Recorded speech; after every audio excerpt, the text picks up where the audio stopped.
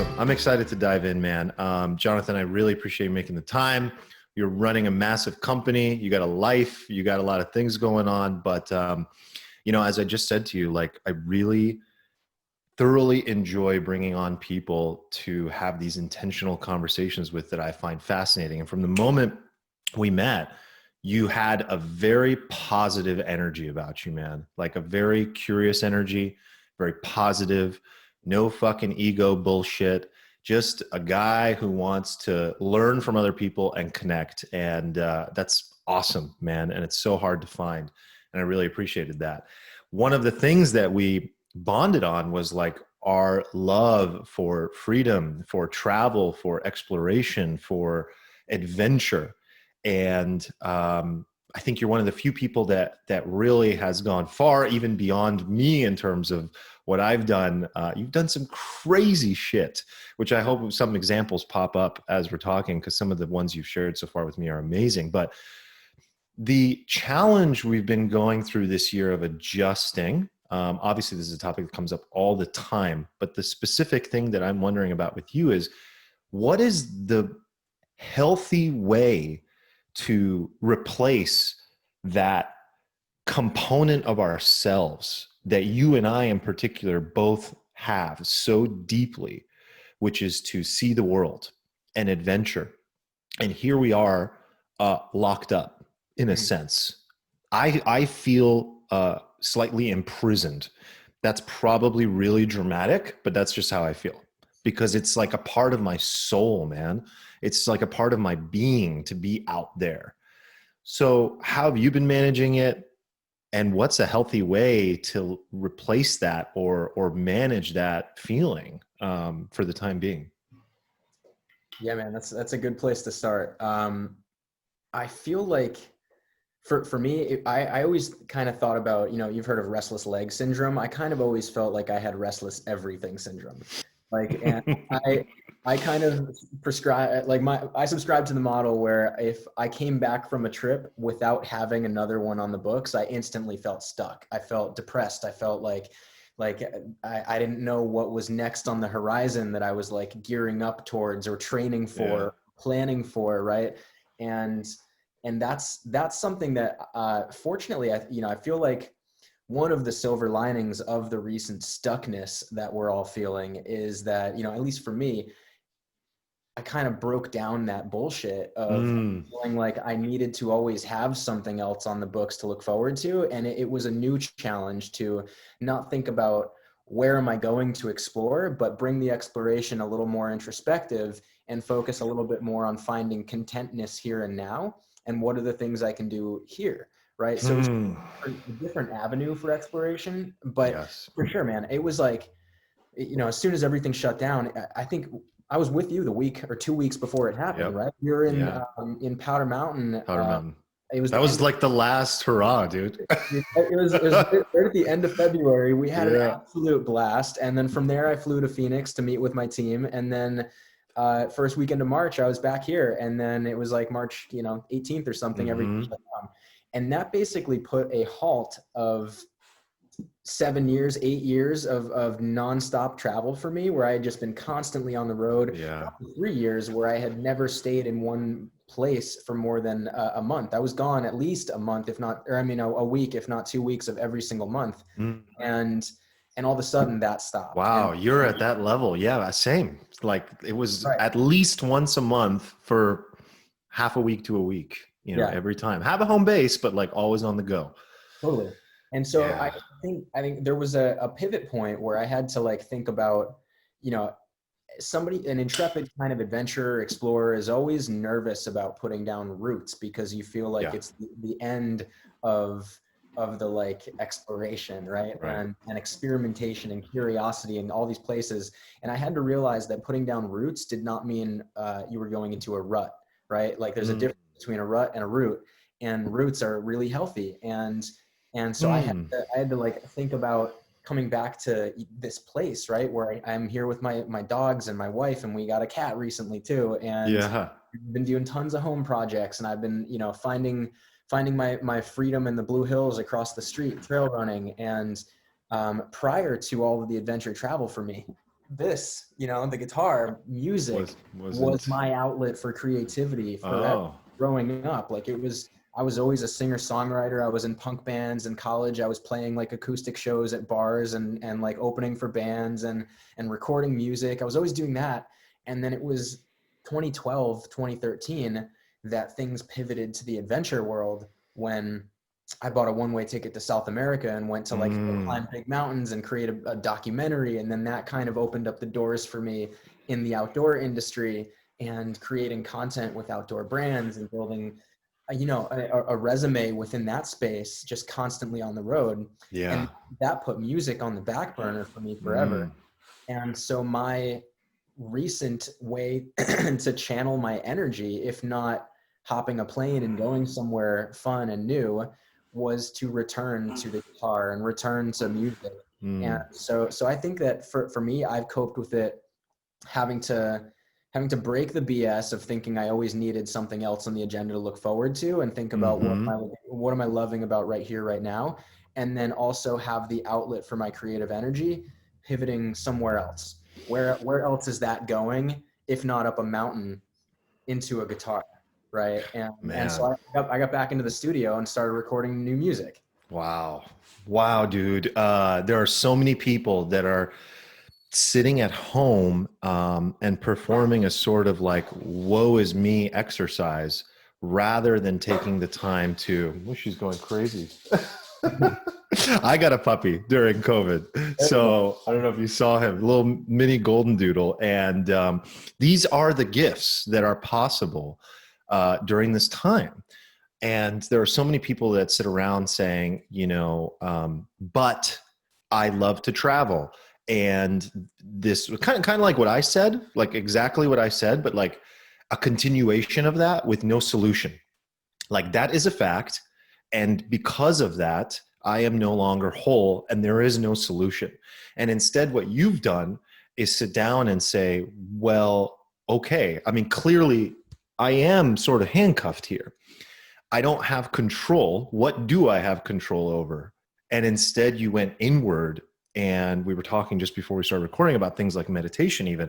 And you've gone on this more inward journey of intentionality instead of sitting around wondering what to do. And that's so healthy, man. Like these are the examples that I hope more people latch onto and are encouraged by, because it is the harder path. Like what you did is more challenging than sitting on your ass and not feeling good about the situation.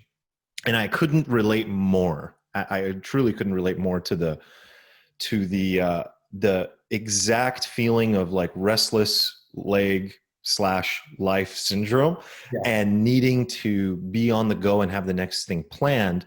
And then when you can't, that is the most incredible exercise of asking yourself where that restlessness might be coming from and how to channel that in different ways. And it doesn't mean, I think you would agree with me, it doesn't mean that that innate desire that you and I have is like wrong and that you're fixing it. It just means there are different ways to exercise it that perhaps we didn't have awareness of before.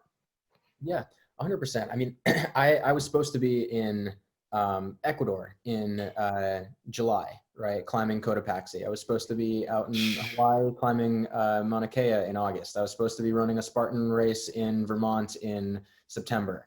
Ooh. Like there were things on the agenda that got canceled, of course. And that's shitty. Like I Mhm. definitely was pretty bummed when those plans fell through, but at the same time, yeah, there's just a point where you have to say to yourself, and maybe I learned this through the years of adventure of like you know, I would plan for years to go and like climb a certain mountain or train for a certain Right. thing.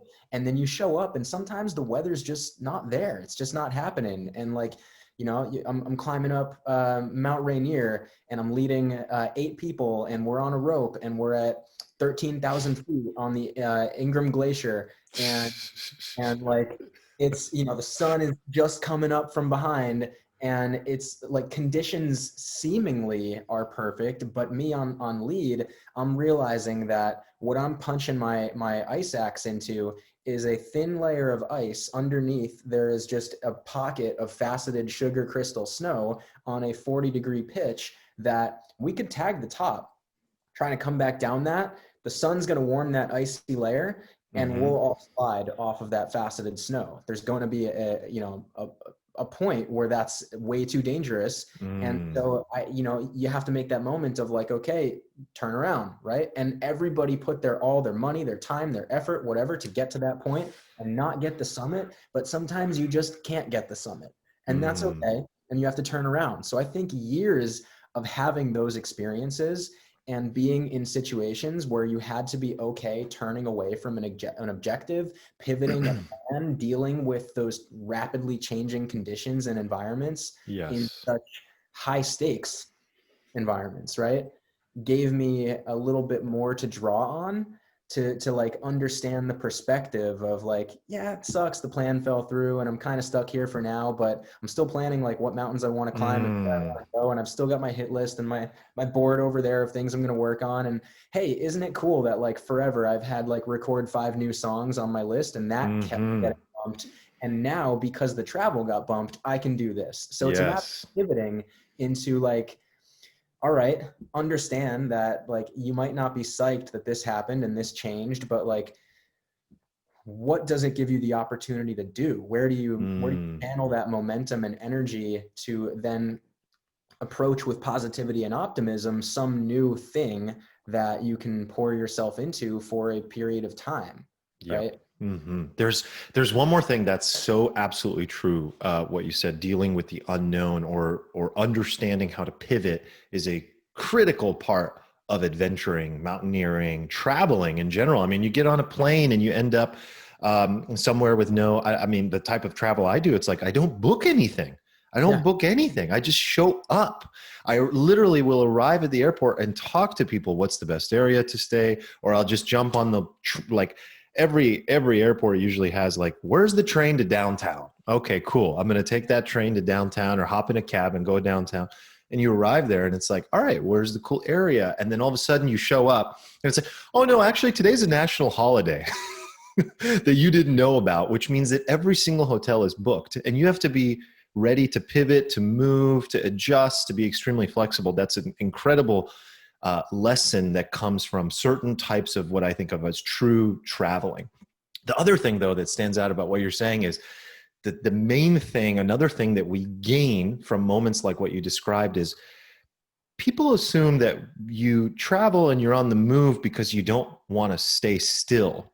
But the reality is that when you are traveling and adventuring and you're on that mountain, there's an incredible amount of stillness. Everything slows down, actually. Like, yes, you have to get there, but once you're there, in travel, there's a lot of waiting. There's a lot of waiting at the airport. There's a lot of waiting at the train station. There's a lot of waiting for things to happen, for the right conditions. And with that comes a very, there's presence and stillness, and it's very meditative. And that can also be transferred as well. And it sounds like that's what you've been tapping into. You mentioned like you've been, throughout your life, you've always meditated, but it's been in ebbs and flows. And now you've been consistent like these last few weeks. So what is that? Do you think that what's happening is that you're stopping enough to slow down and say like, what do I really care about? What do I want my perfect day to look like? How are you processing that? Like, what are the intentions I want to set for the way I want my day and life and habits and rituals to be structured? How do you go about that part of it? Part of it is that. Part of it is it's accountability as well, right? And like my brother and I, my business partner and I are Mm-hmm. like screenshotting our daily, like right after our meditation, when it shows like that we use Headspace, when it shows how many days of a streak you're in, Oh yeah. and a little quote from your meditation, we screenshot that every single morning and send it to each other to hold each other accountable to like having this like baseline of intentionality to set up ourselves for the day. and Mm-hmm. and part of that practice is just a simple self-awareness of knowing that like I can be my own worst enemy. I can be my, Mm, I can be, you know, my own destruction when it comes to procrastination or too many impulsive, you know, creative ideas, um, mm, or just like pulling myself in too many different directions. And so finding that root and having this practice the last few weeks of just like every single morning and having somebody else that you're going through it with has been instrumental for me to stay consistent. right. But yeah, it's a matter of taking stock of like where you're at today and where you want to go. And I think Hmm. that whether it's on a 90-day quarterly basis or a semi-annual or an annual or a 5-year plan, however you do your planning, I think like it's just healthy to understand like these are the elements of who I am today. This is what makes up my world. This is how my relationships are. This is what's going on in my business. This is what's going on with my body. This is what's going, you know, frustrating for me internally and creatively. Here's where I'm lacking confidence here. And just taking that baseline and then understanding like, okay, in X amount of time, I know I want to be here. I know the business Yeah. wants to be here. I know that I want to like invest this in my relationship. I know that we, you know, my, you know, family goals. I know that, Mm. you know, do I want to run an ultra marathon, like, you know, or a triathlon or like, you know, Ironman actually, Ooh, for Trainual, we just ended up partnering with Ironman shit. and sponsoring for the next 3 years an Ironman out No in way. Palm Springs. And so now, like between now and next December, I'm going to train for that. And, Wow. and I think setting those goals, like understanding your baseline and then setting your future goals and backtracking, it's the same that I've always thought with mountains, right? You look at a mountain and from a distance, the first time you see it, you're like, holy crap, like Right. how is that going to happen? And then when you get close, like you know where the camps are, you find the trail, you find the trail markers, you know where you have to Mm. stop, you know what the step-by-step spot is. And assuming all conditions line up and you're prepared enough, you get to the top.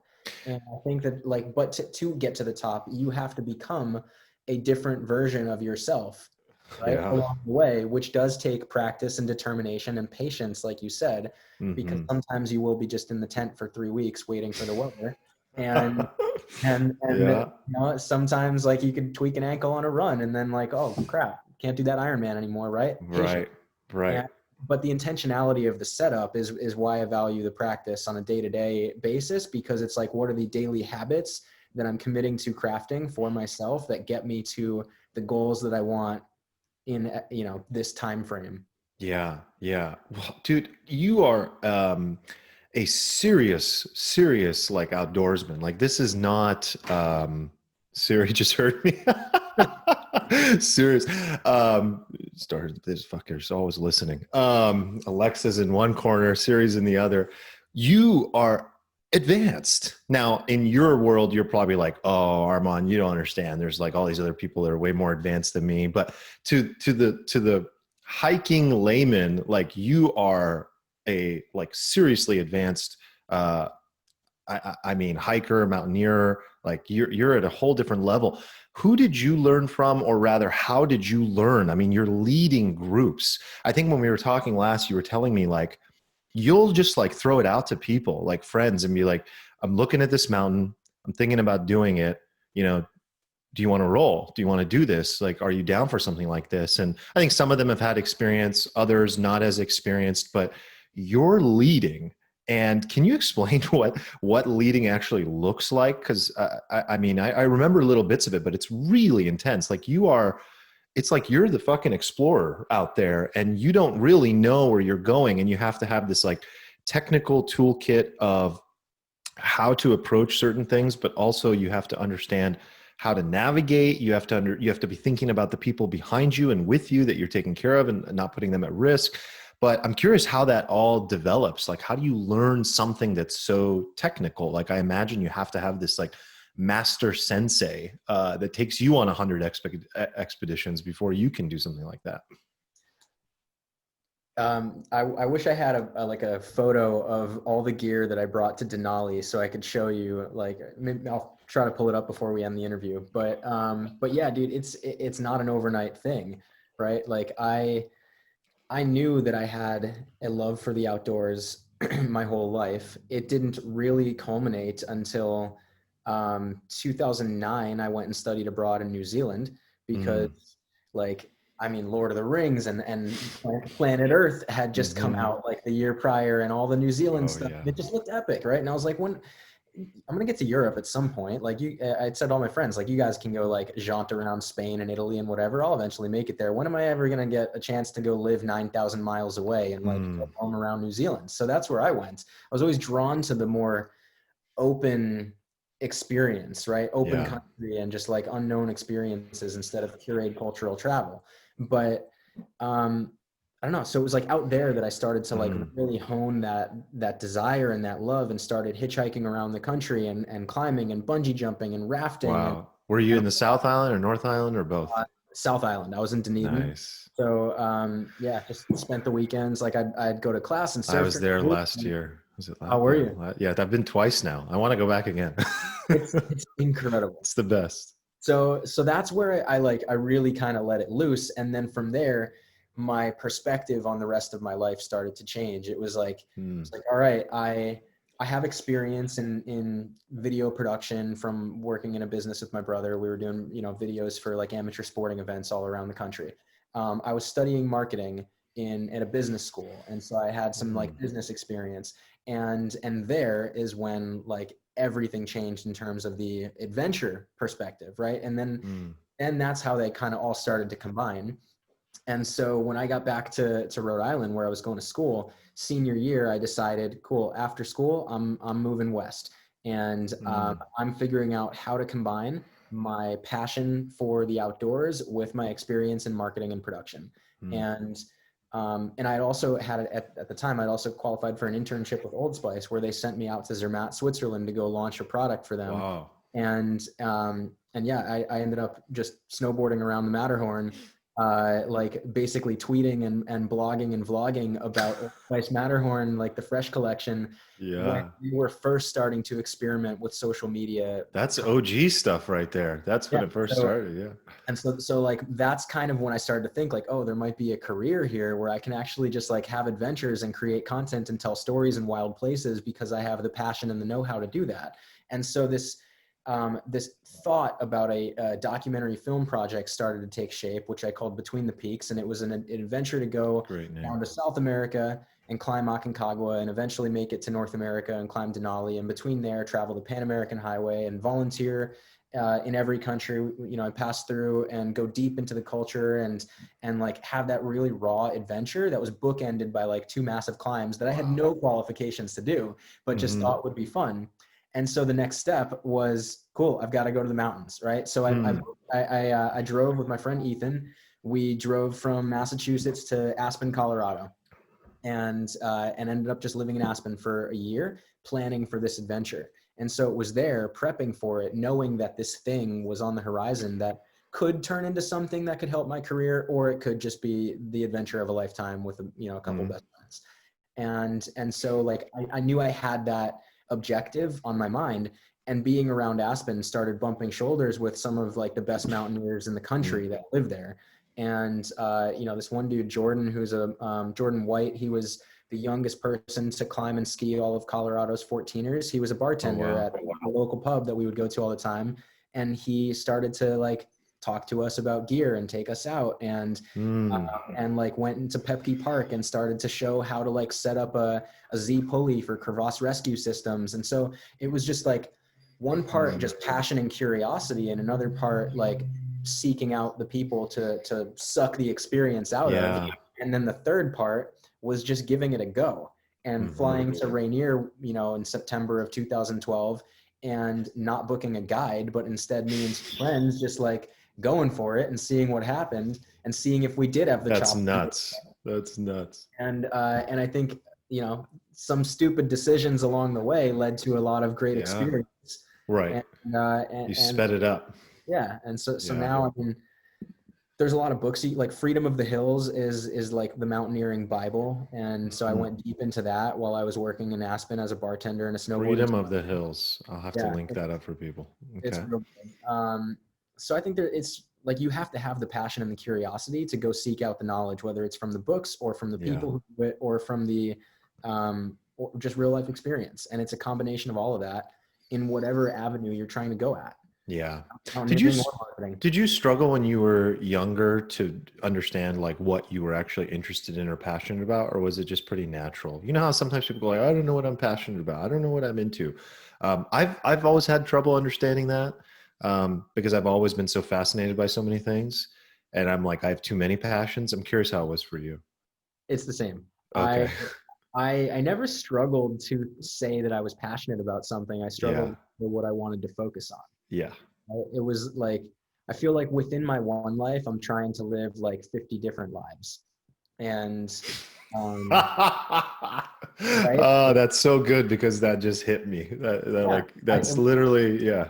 which is not wrong. It's It's not okay. wrong. Like We I got don't. one life, man. Yeah. I don't know. I mean, when I was a 9-year-old kid, I probably wanted to be like a skateboarder in the X Games, and when I was 13, I probably wanted to be a marine biologist, and I feel like I've just never been able to say. I still don't know. Like what I can Hmm. give you my resume of what I'm doing and what I'm working on, but just like I'm not. I don't think I'll be like an executive marketer my entire life. Like I'm a CMO of Right. a startup right now, and that's what I'm doing right now, and it's great, and I'm having tons of fun, and we're building this.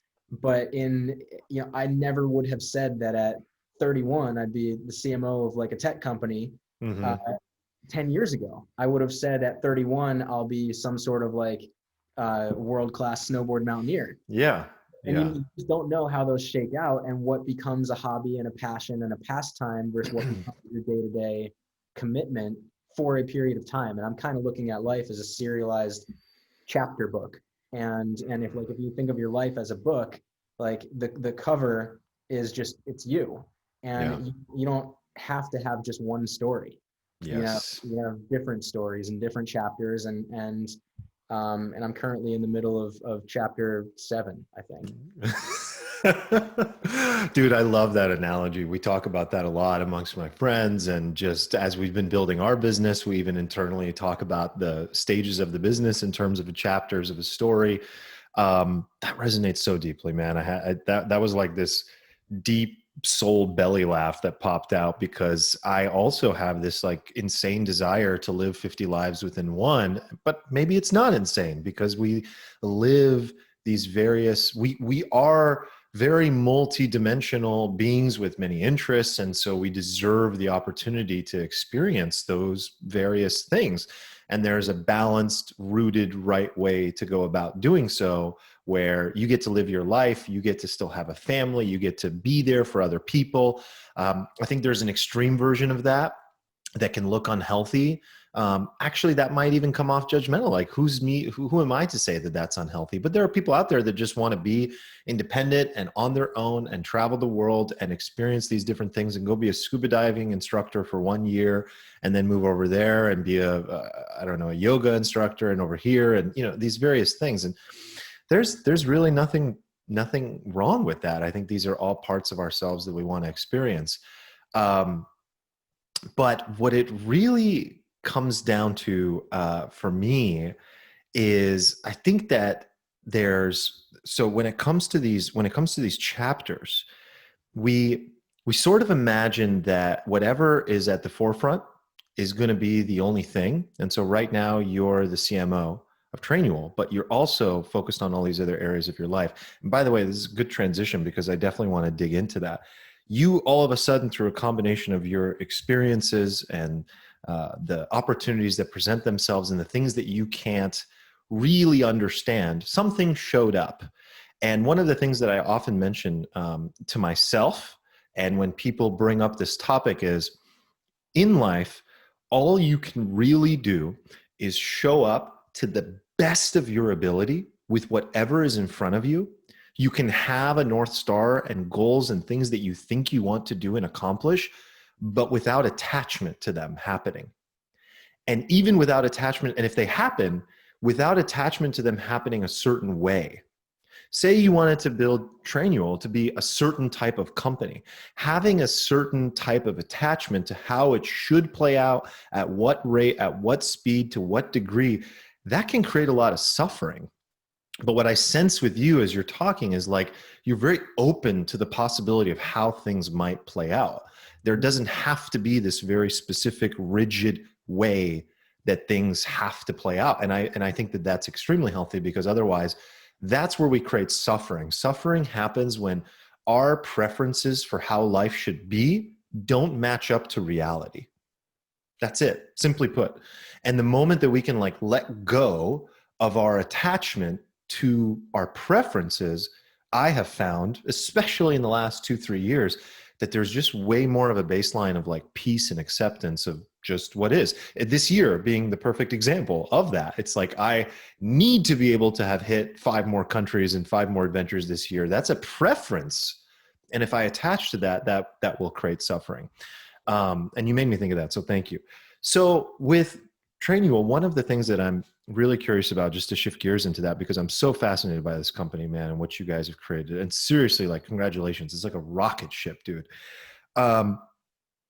If you were to simplify, and I know oversimplification is a little dangerous sometimes, but if you were to oversimplify from a marketing perspective, all the different moves you have made, between working with influencers, to trying certain channels for acquiring customers, to referrals and getting key customers that create great case studies, what would you say has been the most impactful one? The one that really, like, if you went back and you had to build this again, you now have the experience, you would go, that's the first thing we got to do. And that's the first thing that I would do maybe if I was starting any other type of company as well. I think it relates back to exactly what you were talking about around being open to what will come, right? The key to being open to what will come is not over planning and not overthinking it, right? And I think that the key to most of Trainual's most successful marketing moves or business moves has been not overthinking it. And that's the content that worked right from the start to get eyeballs and traction. It was authentic. It was not planned, not scripted, not over polished, it was just my brother and I walking down a street with an iPhone talking about like wanting to clone yourself, and like, how do you replicate your best performers and your best process, and how do you get out of the day to day? And of course we can lean into the value prop of our messaging, but doing so in an authentic way that's not over scripted, that you don't feel like a commercial in the feed, but you feel like a friend in the feed, right? And so I think, like, one, having just an obsession with consumer attention, and just, like, this just goes back to all of my storytelling side of like content and social media that I was doing through the adventure space, like always knowing like how to craft a story that, whether through Facebook or a film festival or a stage talking to 7th graders, like, what is the story? What's the hook? And how do you move somebody? How do you inspire somebody?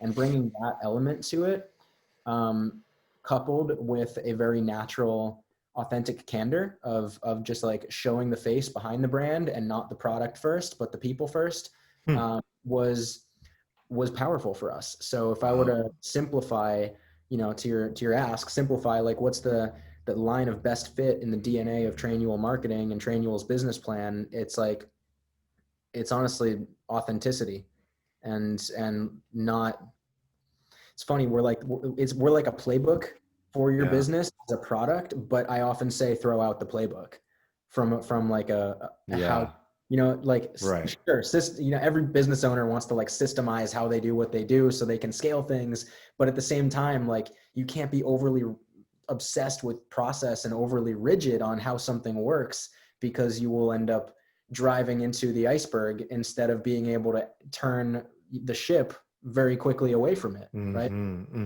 It's surprising, honestly, for a B2B business, that what has worked best is that. I find that really, really interesting, because it's like, that's not the approach most B2B SaaS companies take at all whatsoever. They don't show themselves.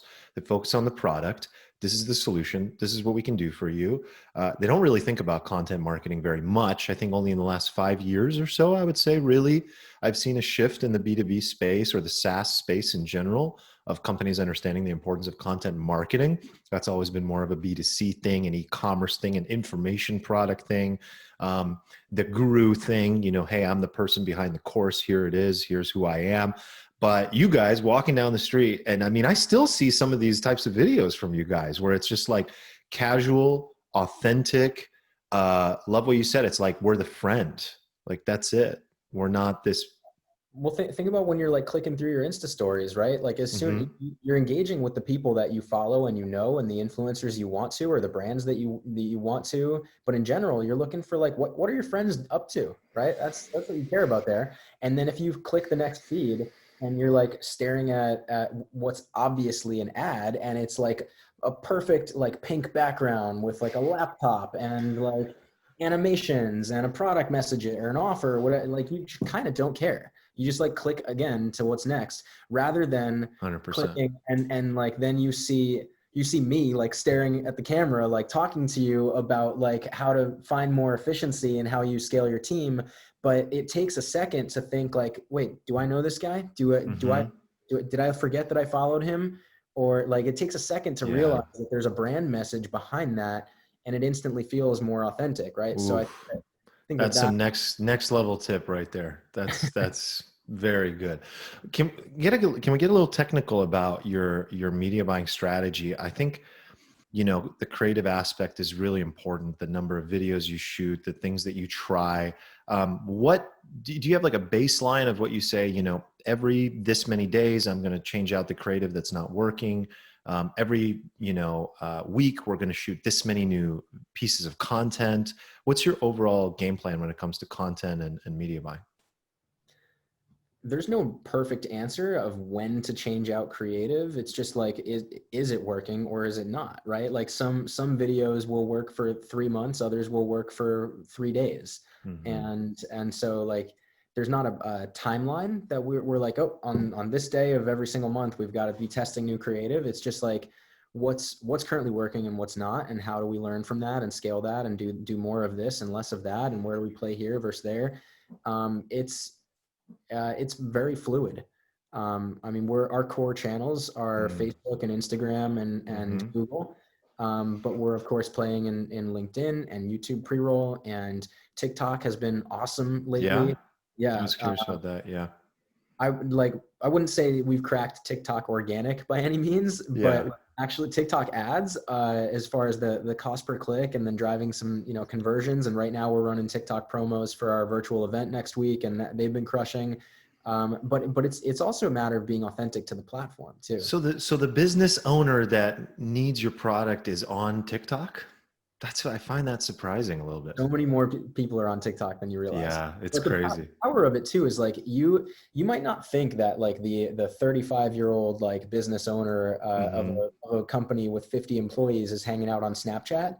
Like that might not be your first channel that you want to Yeah. start investing high levels prospecting top of the funnel spend in. But if you place a pixel from Snap, from TikTok, from Quora, from Reddit, from Twitch, from wherever, if you place a pixel on all of those on your website, then you can start to retarget everywhere, right? Hmm. Your core channel might be Google and YouTube and LinkedIn, but as soon as you're bringing people in from there, as soon as you're driving that traffic to your site, those that don't immediately convert, like they might be showing up on those other platforms, and you don't Mm. have to have a huge budget there to just retarget them wherever they are once they've come into your funnel. And even with customers too, it doesn't have to be just people that didn't convert. Like it is wildly surprising to me how many people exclude customers from their like top of the funnel marketing because they think that you're going to waste spend on putting ads in front of people that already bought. But like Yeah. that's how you build fans of your brand. You're putting the most energy into the content of being both entertaining and educating Hmm. up there, of catching people's attention. And it's amazing how much better those ads work when you have customers commenting under it Oh like, oh, I yeah. love this, I've been using this for however long. Like, we even have people that are commenting Probably under. leads to referral as well. It keeps Oh, yeah, reminding them of your product. totally. We have people that comment on ads that are like, oh, would this work for this? And we don't even have to jump in. Like sometimes it's just customers that end up answering that comment, and they're like, yes, this is how I use it. And so like I would never exclude customers from the top of the funnel. Wow. A big thing you've been doing is building community. internally with the customer base. You guys have done some events, you were saying. Is that a key focus going forward in terms of just the path and the future of what you guys are looking to create? Or what would you say has like been the key focus that's next? Because this virtual event thing seems to be huge. So events have, I think that we're in a unique position in that me as the CMO am also an owner and a board member. And Mm-hmm. I think a lot of people don't have that luxury. They have to answer to somebody and get people to buy in on the belief of content marketing or of building community or of other things. And I don't necessarily have as much obstacles in believing in that. So, right. So I don't think that the events have been like a massively successful acquisition channel for us, but they have done incredible for engaging community, nurturing our existing customer base, and creating content that then has tons of legs. If you follow Gary Vee, there's the pillar content model, right? And you've got Mm, one event, and then that breaks into the different sessions. And then under there, you've got, if it's a 45-minute session, it's like 8 different clips, mm, and then there's a blog post out of that, and there's so many things you can do with that content, which feeds into further top of the funnel marketing with SEO, organic, with social, with paid, etc. So it's more an investment in the flywheel of our content ecosystem and the community that we're building, than we're saying like, hey, we're doing this event and we expect to get X amount of customers from it. Like I see everything as a bit of a more of a long-term play around mm. building the brand that we want to become. Like, of course, we're like driving our revenue numbers on a month-to-month basis and like having to hit acquisition targets and stuff. But at the same time, as long as this stays working as it should, we have a lot of fun playing around over here Mm, without having to directly define how this benefits this and this. right, right. And they're very difficult to measure sometimes. A lot Yeah. of content marketing, a lot of advertising, a lot of things that don't have an immediate ROI could have an incredible impact on the culture of your employees or the culture within the company for the customers. And those things are really, really hard to measure. But you can only do them when the fundamental root part of your business is profitable and working well. Has this, go ahead. So I was just gonna say, I also think about events as a way to, just like probably on a podcast, right? When you think about Yeah. a podcast, you bring guests on because you want to build a relationship, right? And it's Mhm. it's not necessarily just because like you think that the audience is going to find value from that person. It's because Mhm. you want to get value from that Right. person. You want to scratch your own like curiosity and make that connection because of the relationship that can come from it, right? And it's the Mhm. same thing with an event. The one that Mm. we did in April was it was called Training with Empathy, and it was a partnership with Gary Vaynerchuk's Empathy Wines brand, where we just did a virtual event where everybody kind of kicked back and opened a bottle of wine, and for 5 hours we like had a live chat with like 5 different people, and just to like build connection. And Yeah. same with this one, it's called Playbook, and it's for small businesses. And the way we thought about trying to get speakers is like, who do we want to learn from? Who do we want to connect with? What brands are we thinking in 2021 we want to potentially like Mm. do more with and build partnerships around? And that gave us a funnel of like, this is a great way to connect, right? Mm. Yeah, that's an excellent way to look at it, man. And there isn't necessarily always like an immediate, especially for you guys, what you're describing. You're like, we may want to partner with that person in 2021. We may not. It's also for our own benefit, the curiosity, but what it might lead to. So I love that. Has COVID year helped or hurt the growth of the company in general? And what's next in terms of as things begin to change? Are you thinking ahead at all about that, or are you just like, I'm just dealing with what things are today? I mean, for us, it's fortunately been pretty business as usual. If anything, it's helped a little bit in terms of guiding the market towards tools like us, Mm, right? Because Trainual is great for businesses that are needing to onboard and train remote. That not everybody's in the same office, not everybody has the same experience with like the hiring manager, but everybody needs the same information and needs to be taught the same, like a process of something repeatable to execute in the same fashion. Our best companies are ones that have an org structure that goes deep inside of roles and not necessarily wide where everybody's doing a bunch of different things. It's where you've got like 50 graphic designers, or you've got like a maid service with like 200 different cleaners. Right. And so in that sense, it's like expedited people searching for I bet. I think there's even more of an opportunity as well, like going to continue to grow with these businesses that never would have thought about remote virtual working environments at all and are considering it and shifting. All it is it took something that was inevitable and really increased the speed at which we're arriving there. And so I think tools like Trainual are going to be like pivotal, because otherwise like you can't scale in a clean, efficient way. It'll just, I mean, we talked about this before. It's like one of the issues that a business can run into is that like if there's a crack in the foundation in the early days and it doesn't get covered and it doesn't get fixed, that's the way I think about it for some reason, is like cracks, process cracks, system cracks. And as you grow in the future, I'm thinking about worst case scenarios, because those are the things that can kill your business.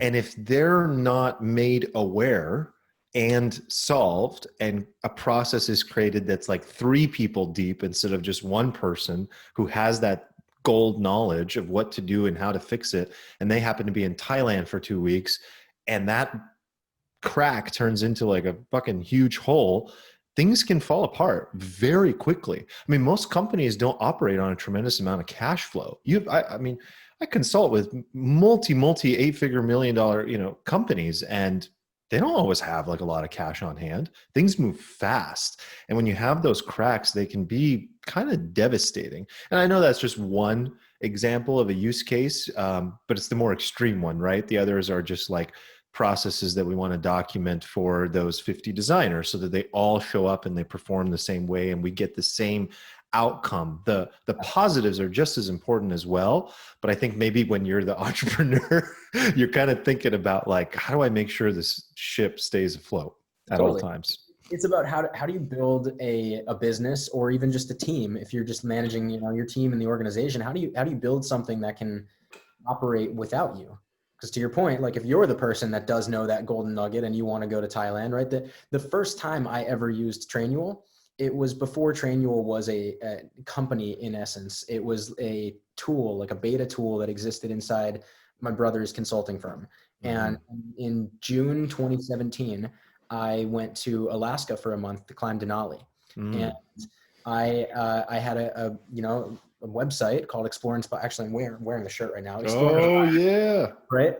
And this was like my adventure media company where I would work with brands and publish content. I would do like tons of gear reviews and short films and things like that. And I had a newsletter and was starting a podcast, the Stokecast, which is still around today.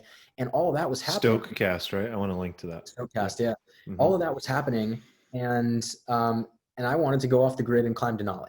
And so I needed to like write down the process of like, here's how to publish a blog in WordPress. Here's how to like send the newsletter, and here's the like upcoming stuff for the newsletter. Here's how to publish the podcast.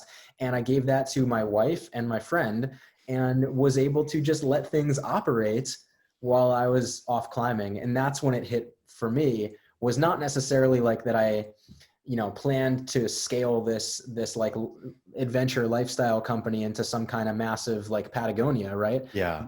That was not the ambition for it, but it still helped me step away to have time to do the thing I wanted to do while keeping things running in the background. And that, when I came back from that trip, was like, I was honestly a little burnt out on the expedition world at that point. And that's the same time that my brother was a little burnt out in the consulting world. And we were like, there's something here. And that's something became something, man. Yeah, the opportunity pivoted. But, man, how does a person know when that something is real? How quickly did you guys know? Like, okay, we're doing this. I don't know. Honestly, there wasn't like huge, again, not like a huge intentionality around like the planning of building something like we have. It was just like, there were some companies that were already using this tool within, like, that were consulting clients of Chris's and finding, great success. They were raving about it in the background. It was just kind of like running without, hands on. And then I played with it for a bit, and then he was kind of just thinking like this might be an interesting pivot. And for me at the time, it had been, I don't know, 4 or 5 years since Chris and I had worked together on a business. The video production one, he had sold when I moved to Aspen. Mm-hmm. And so we had kind of gone on the, like, had our whole lives grown up working together, from lemonade stands and car wash businesses and like That's so cool, man. neighborhood, like gardening, and then the video production company. And then it So was you like, definitely had experience working together. Yeah. yes, but then he went to like business consulting and I went to adventure media and marketing. Mm, And then we kind of just linked up at the right time, where honestly, I wasn't like, wow, I need to work on Trainual and need to yeah. grow this thing. I was just more like, it would be really fun to work with my brother again and Ah, start to like build something together again. And that was like the short-term plan for me, was to just yeah. like Hmm. help get this off the ground and work with him to get it going. And then it just got super fun. What a great approach, instead of just throwing your whole life at something and having huge expectations and then being disappointed when it doesn't go how you want. That just sounds so much more fun to be like, yeah, I want to work with my brother and this seems like a cool, fun idea. That goes back to how many lives you want to live and when, Yeah, right? Like oh that's yeah. for me, that's what I'm always chasing, is like, what's the most fun opportunity ahead? Of course, you need to think about like, Mm, now I have a wife and we'll be planning to have a family and we have a house. And like, of course, as you grow, you have more responsibilities and more things that you need to plan for and make sure that like you're not betting it all on like mm-hmm. one little fun idea. But at the same time, like if you're not chasing a fun idea, you will burn out because you won't be excited about it. And that's like, I think, to your opening line about meeting me, and like my energy comes from just pure enjoyment of the things that I'm working on. And if I don't Hmm. enjoy it, I won't do it. Oh, wow. So you have a pretty hard line with things. You're just like, this is not enjoyable and I'm not going to continue to do this. Like you have like a little feedback loop for yourself. Yeah, and not like I'm like a child where I'm just gonna say Yeah. like I hope I won't, right? But like if there's something I'm doing, I'll figure Yeah. out how to not like I'll do it for whatever time needs to be done. But at the same time, I know like I'm never gonna do something long term that I'm Hmm. not finding enjoyment and passion and fulfillment in. And so like, what things can you take off your plate that are not giving you like real energy and fulfillment, right? And if Mm. something is just like sapping the energy out of you, that's got to go. You've got to cut that real. 100%. You have to. I mean, that can lead to dark places really quick if you just keep doing shit you hate. And then you go to that woe is me mode and you become a victim. And that's all it takes sometimes, is like that awareness of, okay, that's something I need to shift. I'm curious about, I can hear the level of respect you have for your brother. That must be such a great, important aspect, I should say, of like being able to work with a family member, is that there is respect. Because sometimes when we're working with our family, it's like, we're a little too close sometimes and we're a little too comfortable, but I don't have experience with that. So I'm wondering if you could share, I hear respect. What else is something that's important to have when working with like a sibling or a family member, and you're building this huge thing? There's all this pressure. So I imagine stuff comes up. What do you guys make sure to do to keep it healthy and fun? At a high level, it is respect, but it's trust and communication as well. Like we are talking every single day. We don't keep anything from each other. Completely vulnerable about things, whether it's personal or professional. Like we'll talk through everything. I think you know that's the only way you can have complete trust, in as long as like you are aligned and can also kind of come at things from different angles and be okay being a little bit combative, but then finding creative solutions together and being aligned on the path forward. Like we've always had a best friend relationship on top of a brother relationship. Right.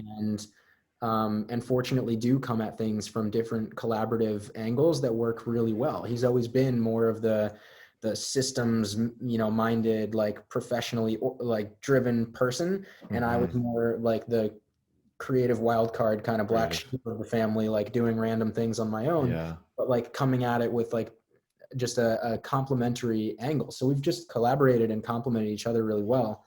And And I think it's also having you know, not every conversation can be about the business. Yeah. You have to talk as brothers. You have to like know when to shut off and when to just go for a run and when to just talk about, you know, the family. And we're not always great at that because we're both like really Hmm. driven and obsessed with like what we're doing. But yeah, for us, it's just constant open communication that works. That's awesome, man. Do you guys have a vision for where you want to take this? Is there a sort of ideal scenario? This is a company that stays in your family. This is a company that exits for a certain amount of money. This is a company that partners or gets acquired by a certain type of company. Anything like that? Yeah, I think there is an exit on the horizon. I'm not sure exactly how soon that's going to be. I Hmm. don't know the timeline for that yet. We just know that we're building something to dominate this space. Like Hmm. there's a problem that business owners, small business owners, and entrepreneurs are facing in trying to get to the next level and build the team to scale your thing. And there has like, you know, every single customer that we talk to is like, I used to do it in Google Docs and that sucked. Right. And they're like, I used to have 20 pages of Google Docs, or I used to have it all in Word or in a binder. And like it was a mess.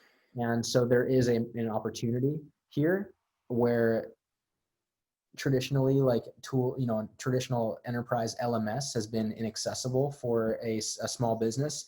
And we're trying to solve that problem. So I think that Hmm. I wouldn't have said 5 years ago that like, man, I'm passionate about like small business process Right. and training software. Like that's what I want to do. And to me, I'm still more passionate about like music and travel and mountaineering, but marketing is just it's so damn fun. I just Yeah, love it coming up. is. It's constantly changing. Here's an audience that I do care about, the entrepreneur, the small business owner that I relate to that is trying to grow. And we happen to have something that's amazing that solves a big problem. And Hmm. so for me, it's not that like, I love training software. It's that like, I love Yeah. you as a small business owner and want to help you and feel like I can make it more creative and more fun for That you. might be the most insightful thing you just said. I mean, you said some good shit today, man, but that was on point. Like to actually pause and care about who you're shooting the video for, who you're trying to sell your product or your service to is like, especially when you're 2, 3 years into the journey, it starts to go away and you forget the why. You forget the purpose of why you're doing what you do, that it helped you. And all you're trying to do is get this into the hands of more people because you know that they're suffering or it's challenging or they have this big vision of their dream and they want to grow it and there's obstacles in the way. And so not forgetting how much you care. And hopefully, you know, people out there, it's like, you know, you have to care. If you don't care, now's the time to start. Don't be a sociopath about it. If I were to just say the exit happened today, and let's just, you know, we're going to pick a random number. Like this doesn't have to be the number. It's probably more. It might be less. It doesn't matter. But if I put like, you know, 8 figures, a healthy 8 figure number in your bank account, how would you start spending your days? What would you do going forward?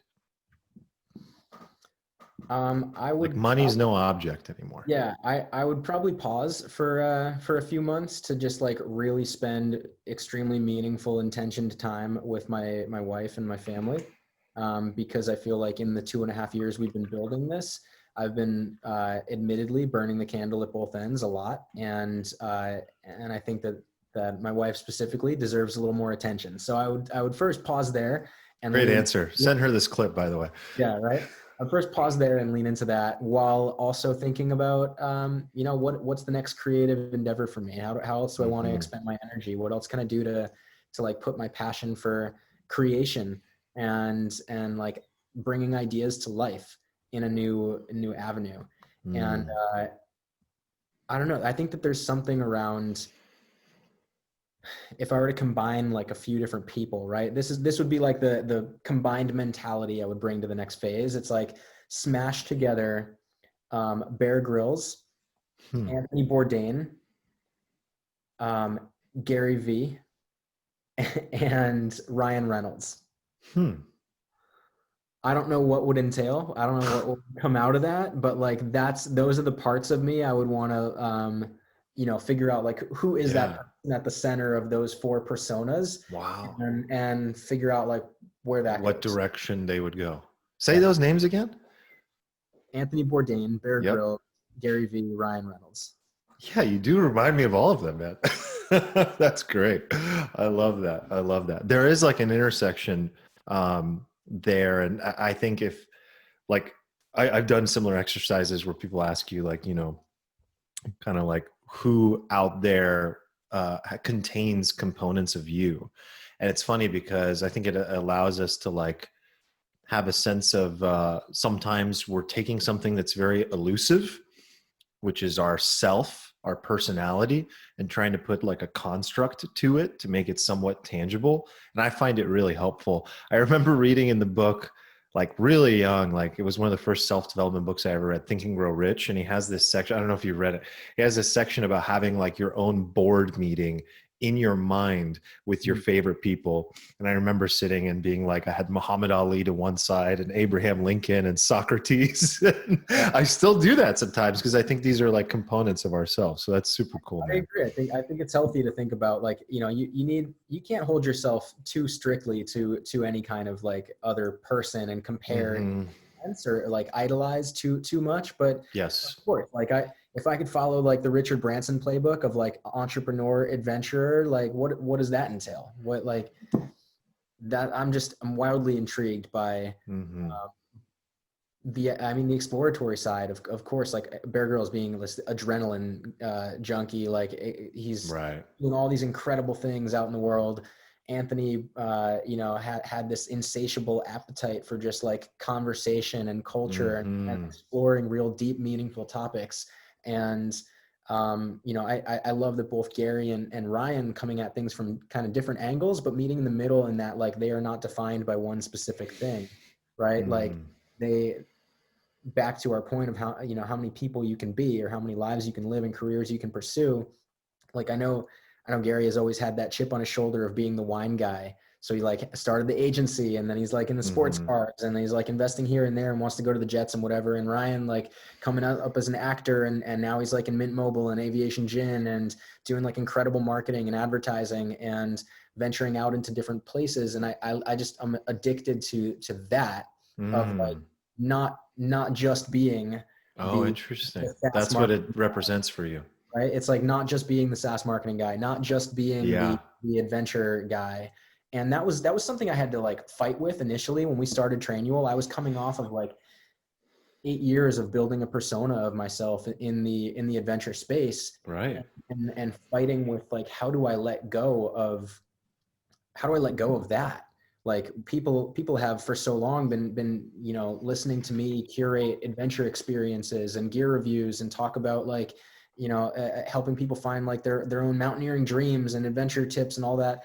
And now all of a sudden I'm like talking about small business software and marketing. And like, I had to detach myself from like, what are other people thinking of me in that pivot? Yeah. Is this on brand for Jonathan? Right. And start to think about like, not just being defined by what this brand is versus that brand. And like, Jonathan as a brand is all of these things. 100%, man. You're nailing it. I think about this stuff all the time too. And it's funny because it's like what people are most attracted to anyway is someone who has multiple dimensions and aspects to them. It's like we follow The Rock because he's an actor who likes tequila and has crazy cheat meals and he motivates you. Like there's multiple, and there's even more, there's multiple, and a family man and, a philanthropist and all these things. Like there's all these components to a person.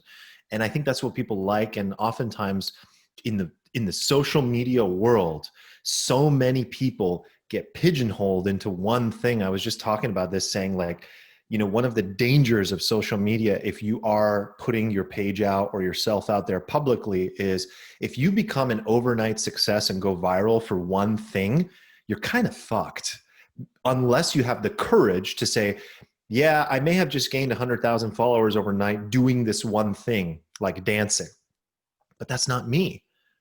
That is me. That's a component of me. Right. So what usually happens is that person will then go, all right, fuck, I have to make dance videos every day now, because that's what people want. I have these million followers that just followed me overnight. I have to make dance videos, and they do that for 2 or 3 years until they become miserable, because it's not them. It's not the full aspect of them. And so I love what you're saying, because it's the long game. I'm going to just be who I really am in all these components and have all these chapters, and it's very fluid and it's changing and it's adapting, and it's not for other people. It's just for you. This is how you roll. This is who you are. I think the problem that exists there is like, if you are just chasing the, the follower count and those kind of like vanity metrics for success, you will just do one thing because that's the easiest way to get there. Right. Yes, it is. That's the biggest problem with the system in my mind, is that it's flawed for sure. You have to like be famous in order for people to accept all the sides of you. Correct. Right? But in order to build the following, they have to expect one thing from you. Exactly. So how would you think about that? I stopped caring about building a following. Right.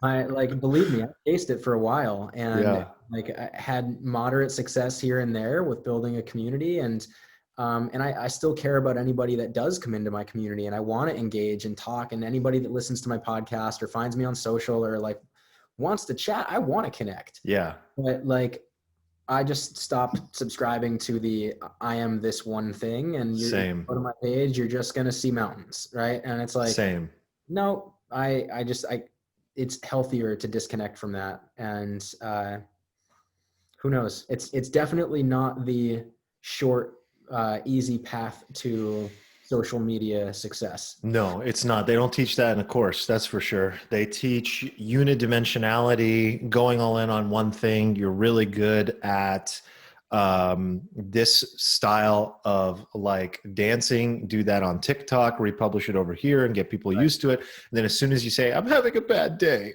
people are like, fuck off, unfollow, because they don't want that. They don't want you're not supposed to talk about mental health. You're not supposed to talk about your car. You're supposed to talk about dancing. That's it. That's all I want from you. It's a challenge. But you know what? The extension of that I've seen working really well is extending that into our brand, right? So for Trainual, like you might see, as we talked about, like really candid raw stuff that we might put out that features me or Chris or anybody else from our team. You might see you might see a documentary that's like really raw and emotional and highly produced and like has a story, and it's like right, and it's a short film. You might see the stuff that we did with the cast members of The Office, and it's just kind of ridiculous. And then you might also get a rap or a jingle or whatever. Like, we have not followed one specific. If you take the brand persona, it's not funny or inspiring or creative or whatever. It's like, I'm thinking about the brand in the same way of we're just talking right now. The brand is a persona in and of itself that has a lot of dynamic elements to it, and you can encounter it here or here or here on the spectrum and still know that it's Trainual, in the same sense that I can talk to you when you're happy, sad, introverted, extroverted, but know that you're Arman. It's that character diamond. I don't know if you've done that exercise before. Are you familiar with that? Yeah, it's that. It's like just imagining like a diamond. On the top, it's like what most people know you for, but there's opposites. There's opposites on both sides. This is actually an exercise they do, I believe, like in the film industry when they're creating characters for movies and trying to make sure that the character doesn't come off in a very singular dimension. So like the best way to explain it is like the best bad guys are kind of likable. Like, it's like that feeling of like, wait, who's the hero here? And then you see like multiple components to that person. And then they have the secret side of themselves too. Like, oh, they're actually sensitive. And then the other side is like, oh, that's what they're willing to die for. That's what they'll fight for. And then their superpower and then their weakness. That's kind of how the diamond is shaped. But that's what you do. That's what you're doing with your brand. It's actually a very cool exercise that people should check out. I think Digital Marketer has the best like template that I've seen lately on the character diamond exercise. So I'll link to that for people. Jonathan, this has been so amazing, man. You've mentioned various like things that you're working on, resources. Do you have any asks for all the listeners, ways to touch base with you, support you, anything like that as we wrap up? No, I mean, if you want to dig deeper into anything that we talked about here, just hit me up. At Jonathan Ronzio on Instagram. You can find me on really any of the social platforms. But yeah, I'm happy to talk all things music, mountains, marketing, whatever. Awesome, man. I will link up to everything in the notes for all the listeners, your podcast, Trainual as well. For sure. People should absolutely check out any small, medium, large size business owners. Absolutely need to check out Trainual. Thank you, dude. I really appreciate this. This was everything I wanted and more. I really appreciate it. I'm happy, man. This has been fun. It's been great catching up with you again. Absolutely.